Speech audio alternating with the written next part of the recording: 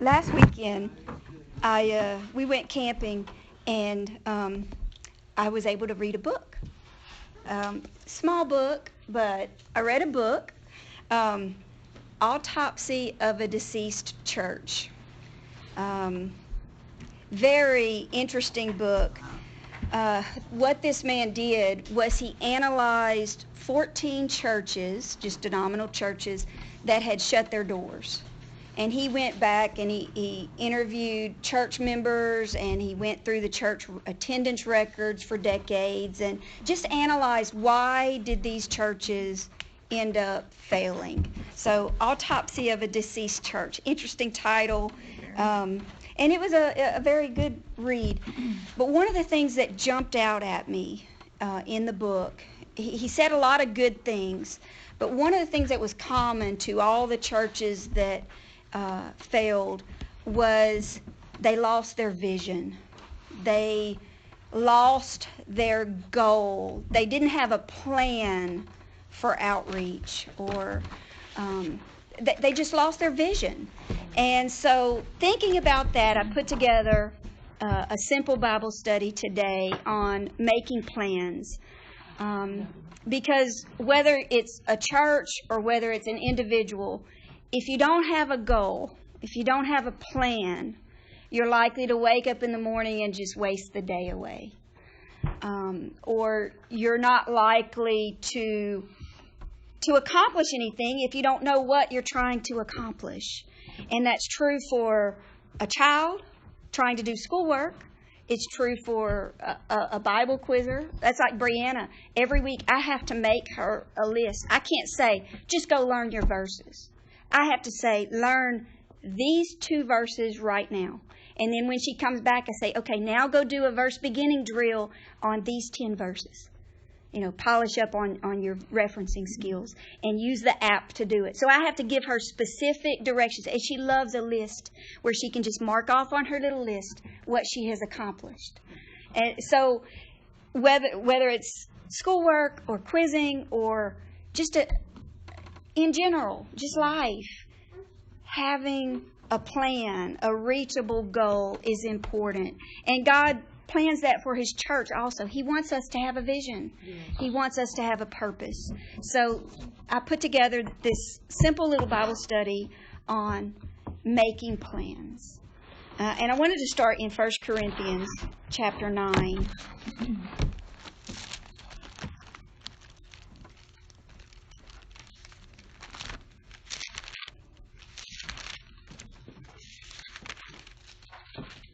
1 Corinthians chapter 9, starting in verse 16. This is Paul. And he says, "For though I preach the gospel, I have nothing to glory of, for necessity is laid upon me. Yea, woe is unto me if I preach not the gospel." In other words, he feels a burning desire to accomplish something. Necessities laid upon him. And if we go through life without a purpose, we're lost. We have to have a purpose, a feeling of, I have got to do this. I have a burden to accomplish this. In verse 17 it says, "For if I do this thing willingly, I have a reward. But if against my will, a dispensation of the gospel is committed unto me. What is my reward then? Verily that when I preach the gospel, I may make the gospel of Christ without charge, that I abuse not my power in the gospel. For though I be free from all men, yet have I made myself servant unto all, that I might gain the more." In other words, he's doing whatever it takes to spread the gospel. That is his purpose. That's his goal. And he says, I'm going to do whatever it takes. I'm going to make myself servant unto all. I'm going to do whatever it takes to accomplish this spreading of the gospel. And he even summarized that I might gain the more. In other words, my goal is to gain other souls to Christ. That's his purpose. That was his goal. He was determined, and he knew exactly what he wanted to accomplish. He says in verse 20, and unto the Jews I became as a Jew, that I might gain the Jews. To them that are under the law, as under the law, that I might gain them that are under the law. To them that are without the law, as without law, being not without law to God, but under the law to Christ, that I might gain them that are without law. What is he saying there? He's saying, I'm going to adapt the way I teach and the way I reach others to what I know will reach them. In other words, if I approach a Gentile the same way I approach a Jew, I'm not going to be able to reach that Gentile. But he's going to do what it takes to get on their level and to be able to reach them. Not breaking the law. I mean, he was very clear about being not without law to God. But he's going to do what it takes to reach his community, whatever that community is. And if you ever read the book of Romans, he really explains this in detail in the book of Romans. But in verse 22, he says, to the weak became I as weak, that I might gain the weak. I am made all things to all men, that I might by all means save some. Paul had a purpose. He knew what he wanted to accomplish. And he says, to the weak became I as weak. Does that mean he became a weak man? No. It just means he admitted his weaknesses to them as he witnessed to them so that he could relate to them. So he did what it took. He got at their level and he did what it took so that by whatever it took, by any means necessary, he reached his generation. He reached those around him. He reached his community.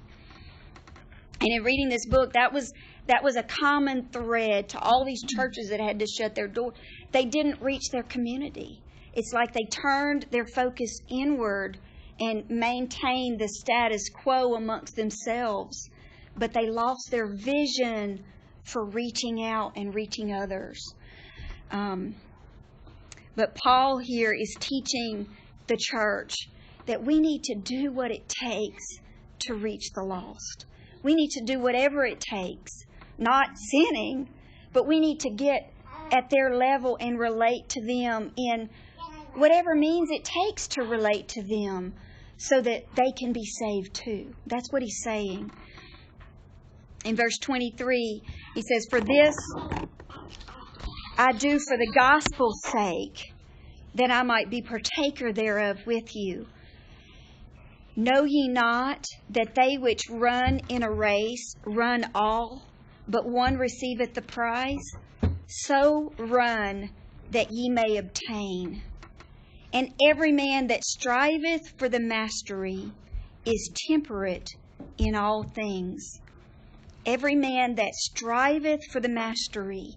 In other words, do your best to reach that goal. Whatever that goal is, you strive to achieve. You set a goal and you strive to achieve it. And notice he says, every man that strives to achieve, that strives for the mastery, is temperate in all things. What does that word temperance there mean?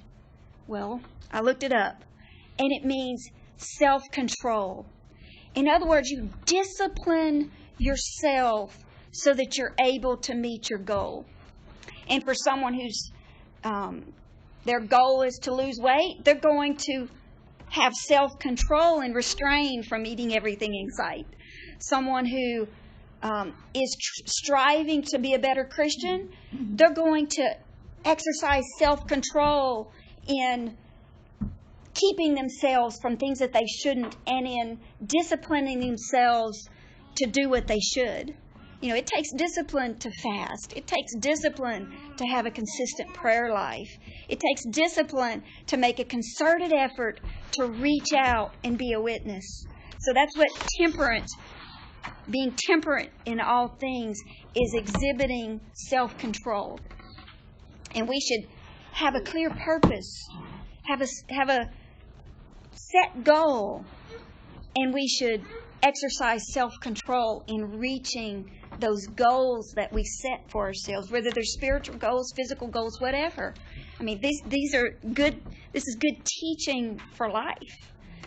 And he says, now they that do it to obtain a corruptible crown. In other words, those that run a race, they want to get that trophy, but we do it. We run this race of spreading the gospel, of living for God. We do it to obtain an incorruptible crown. And he says, I therefore so run, not as uncertainly. In other words, he doesn't have any doubt as to what his purpose is. There's no uncertainty as to why he's running this race. He has a purpose, and he has a plan. And he says, so fight I, not as one that beateth the air.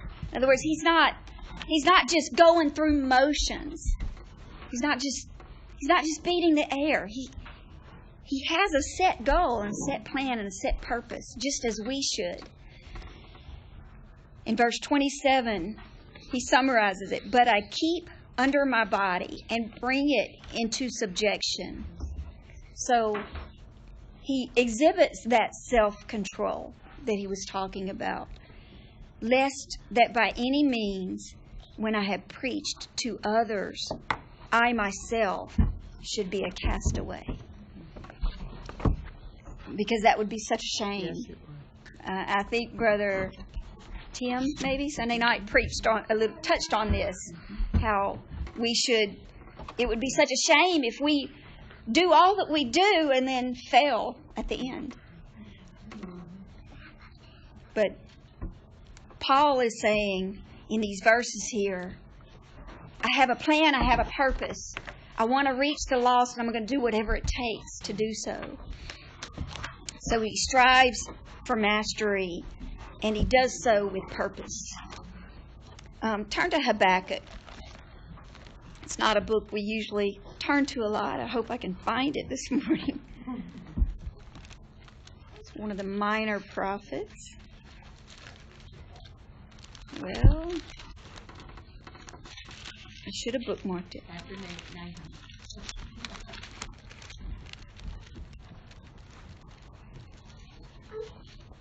Okay, there we go. Habakkuk chapter 2.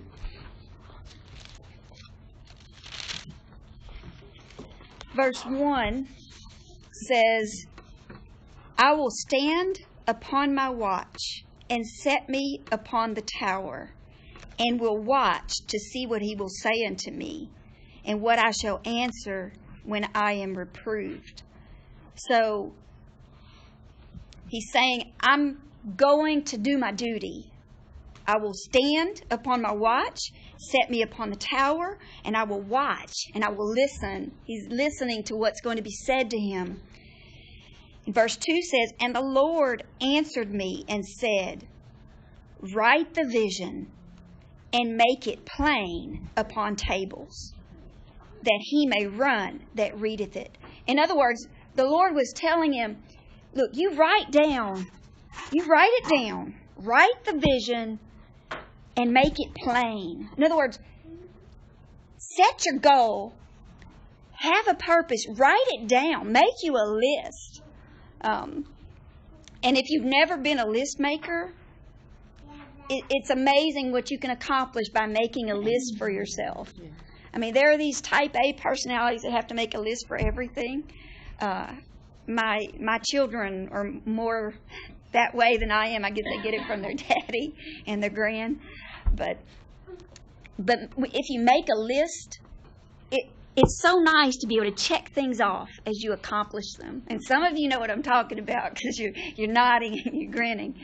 But even if you're not a list person, try it out. I mean, I've tried it, and I try my best. Now, I'm not there yet, but I try to make myself a list, and I find that I accomplish more when I make a list. But here the Lord is saying, write the vision and make it plain upon tables. In other words, let it be known what the plan is. Make it plain. Write it down. Have a purpose, that he may run that readeth it. For the vision is yet for an appointed time, but at the end it shall speak and not lie. Though it tarry, wait for it, because it will surely come, it will not tarry. Behold, his soul which is lifted up is not upright in him, but the just shall live by his faith. In other words, we need to know what we want to accomplish, and we need to write it down and make it plain. And then it may not come immediately, but it will come. We will see the results sometime. And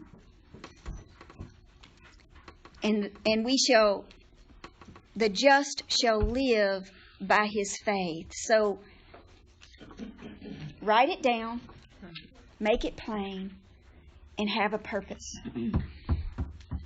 Proverbs chapter 29, verse 18. This is one of the verses that we learned last year in quizzing. And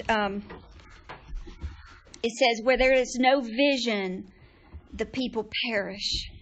But he that keepeth the law, happy is he. Where there is no vision, the people perish. We have to have a vision. We have to know what our purpose is. We have to have a plan. We need to have a vision. And whether that's for the church, whether that's for your own spiritual walk with God, your own personal walk with God, you have to have a purpose and you have to have a plan. And if you don't, we're just like sheep walking around, just scattered. But we have to have a vision and we have to have a purpose. And the last half of that, he that keepeth the law, happy is he. And how true is that? Yes. How true is that? And then, I knew this was going to be a short lesson today, but it's good. It's good stuff. Yes, it's good. James chapter 4, Brianna is learning this set of verses here, quoting them to me every day so I get to hear them over and over. Starting at verse number 13, it says, Go to now, ye that say, today or tomorrow we will go into such a city and continue there a year and buy and sell and get gain. So what he's saying is, you're making plans and you have big ideas of what you're going to do. You're going to go here and you're going to buy and sell and you're going to live your life. But what he says in verse 14 should cause you to take pause. Because it doesn't matter what plans you make. And it's good to make plans, but keep in mind verse 14, which says, Whereas ye know not what shall be on the morrow. So it's good that you make plans, and it's good that you have a goal for your life to buy and sell and get gain and do your job and do it well and make gain and everything. But in the process of doing that, keep in mind that we don't know what tomorrow holds. We don't know what the future holds, but God does. Whereas ye know not what shall be on the morrow, for what is your life? What is your life? It is even a vapor that appeareth for a little time and then vanisheth away. And so true. I mean, I'm just in my 40s. And life has just flown by. It's just flown by. And, when you think about it, life, when you're a kid, you're hoping. My kids are going through this. They're like, Mom, I just want to grow. I just want to get taller. I want to get older. I want to be able to do what older people could do. And they're just in a hurry to rush through and get.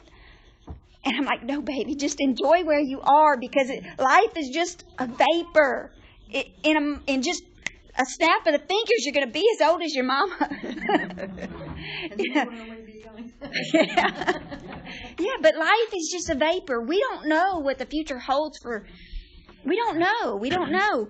But verse 15 tells us what we ought to do. It says, For that ye ought to say, If the Lord will, we shall live and do this or that. In other words, make your plans, set your goals, plan to buy and sell and get gain. Plan this, you must do this. But in the back of your mind, always say, if it's God's will. Because above everything else, I want His will in my life.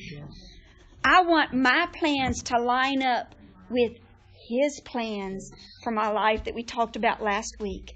I want to make sure that whatever plans I make for me and my family, I want to make sure that above them all, that God's will for us is fulfilled. Because He holds the future. He holds our future in His hands. So what I ought to say is, if God wills, then we're going to do this and we're going to do that. Because if I don't say God's will be done, then all those plans that I make are for naught. Because if it's out of His will, there's no good in it. And then verse 16, but now ye rejoice in your boastings. All such rejoicing is evil. If it's out of God's purpose, it's evil. And there's no rejoicing in it. Therefore, verse 17, this is one of the most difficult scriptures in the whole Bible. Therefore, to him that knoweth to do good and doeth it not, to him it is sin. Sister Green, if I know that I should be reaching out and I don't do it, it's sin to me. It's sin. If I know that I should give and I don't do it, it's sin. If I put my focus inward on my little family and what we want to do in this life, and I don't fulfill the good that God wants us to do, it's sin. It's sin to me. I have to make sure that whatever plans and purposes I make for me and mine, I have to make sure that they're fulfilling God's plans also. Because if I don't, it's sin.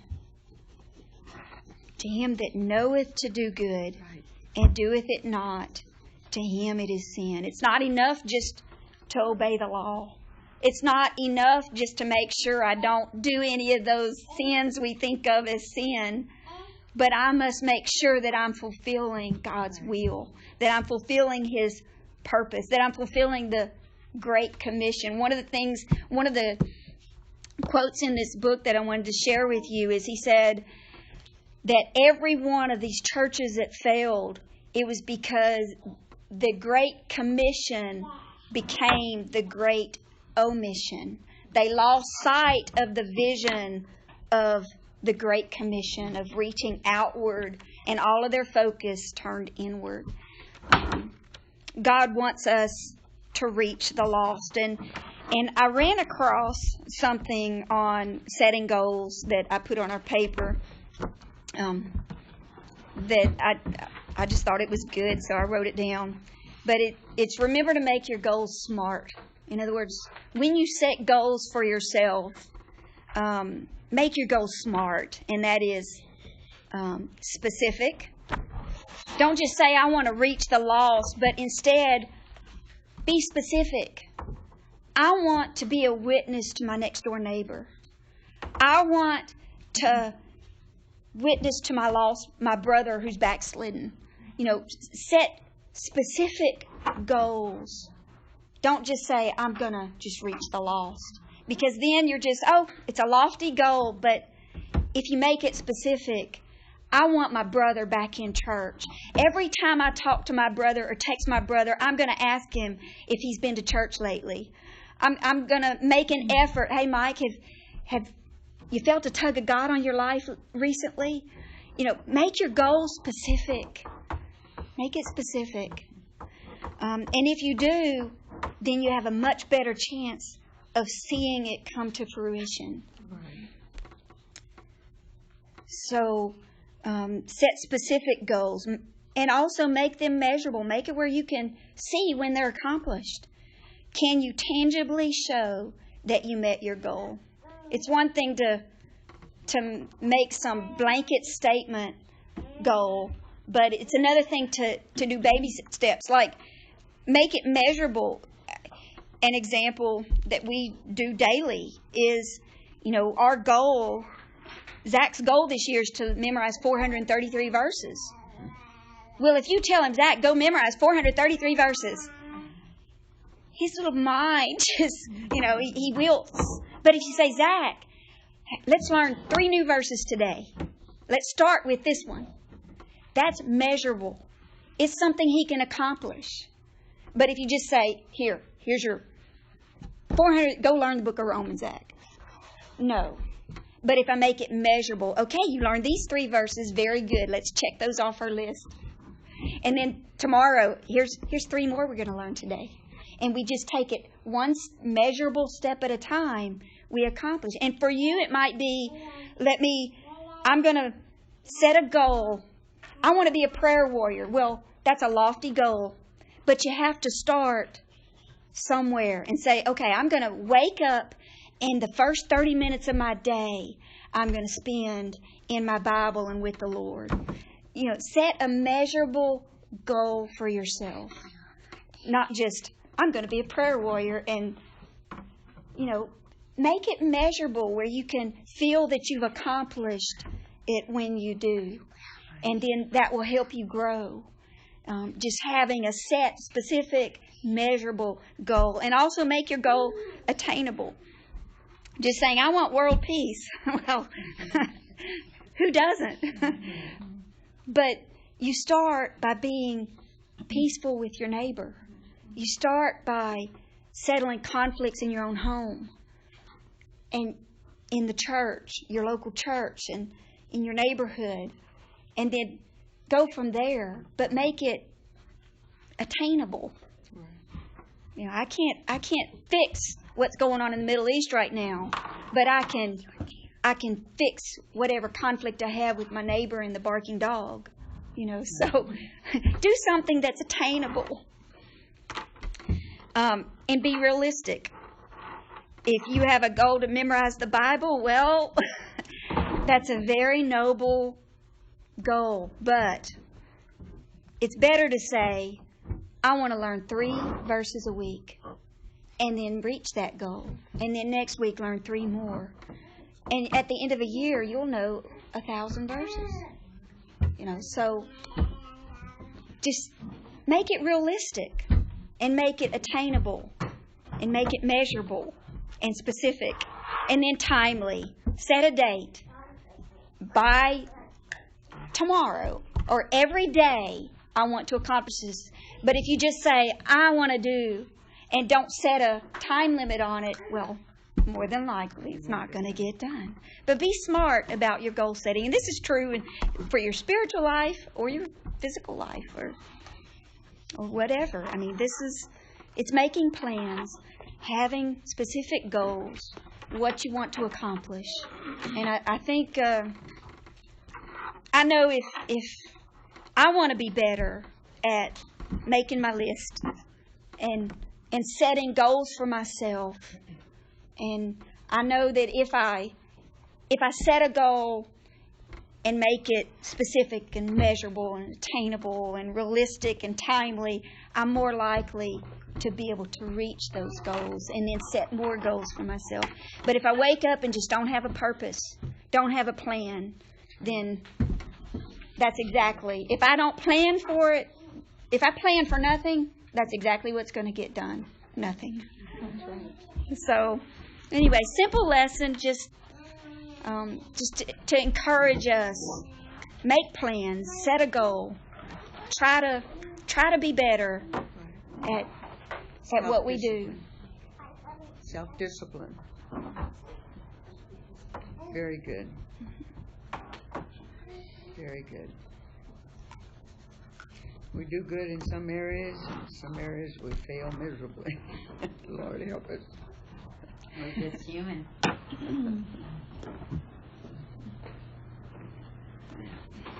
Either you make yourself happy or you can make yourself miserable too. And setting goals helps to be positive.